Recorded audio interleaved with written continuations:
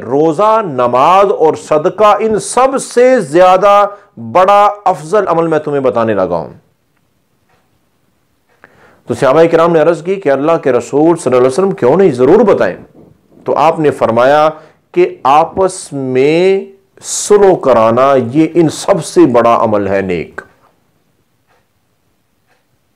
دو بندے جھگڑے ہیں، دو پارٹیوں میں لڑائی ہو گئی ہے، دو گھرانوں میں، دو خاندانوں میں انبن ہو گئی ہے، ان کی صلح کرانا میرے بھائیوں روزے، نماز اور صدقے سے بھی بڑا اجر ہے۔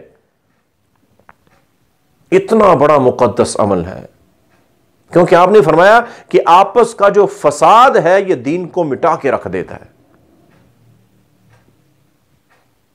اور لڑے جھگڑے ہوئے لوگوں کی تو اللہ تعالیٰ معافی بھی ان کو نہیں عطا فرماتے ہیں جب تک وہ آپس میں صلح نہیں کر لیتے۔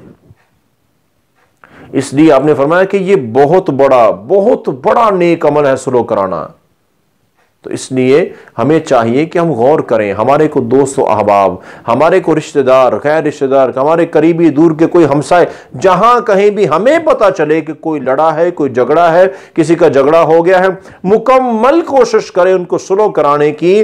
صلح تو ان کی ہوگی، نیکیاں ہماری بڑھ جائیں گی۔